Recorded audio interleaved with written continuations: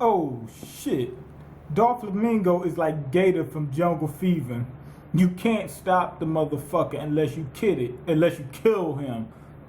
He's a crackhead. He likes getting high. But anyway, Luffy, he goes Popeye on us, blows his arms up, not get third, but just blows his arms up just enough to get the Popeye arms and break out of those string cuffs because he's facing off against Doflamingo's string clone and Bellamy, who was also being controlled by Doflamingo. Anyway, after that, we cut back to the flashback. And what happens is Doflamingo contacts Corazon and he tells him about the OPOP know me. Now, within that small amount of time, he says that I need somebody I can trust. I want you, Corazon, I want you to eat that devil fruit. Now, if you eat two, you will die. That's one thing to keep in mind. Another thing to keep in mind is if you eat the OPOP no me for Doflamingo, he wants you to sacrifice yourself so he can have invulnerability or whatever the fuck it is. So, when Corazon heard that, he says, oh shit, Doflamingo knows about what's happening. He knows that I'm a traitor. He gotta know because he's trying to sacrifice his brother.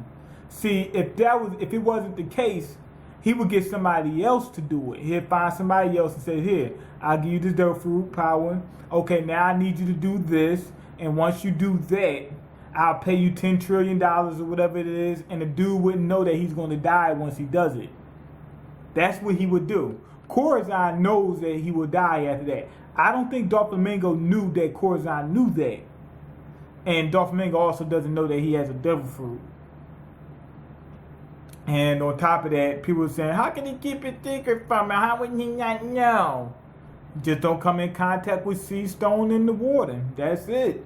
You can touch water. Well, you can touch water. You just can't go into like the ocean and shit like that. He just never came in contact with that shit. Plus, we don't know how long he had that devil fruit.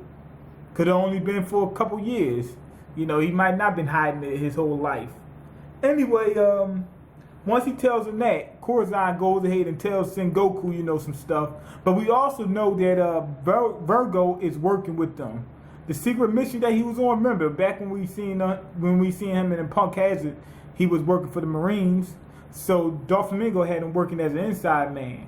We got to keep that in mind. But anyway, they find out that somebody's going to do some transaction with the OPOP no me. The Marines are going to buy it from some pirates. The pirate name is Diaz Barrels. I like that name for some reason. It just got a nice ring to it. Diaz Barrels. I don't know. It just sounds good. Anyway, he's going to sell it. He knows what type of power it has. He said this shit can turn you into the world's greatest doctor. Or you can just get stinking filthy rich. And he says, I think I'll get rich. You know, that type of deal. He says, I don't care about that power. All I'm worried about is the money. He said, you get the money, you got the power. He said, I'll get another devil fruit power.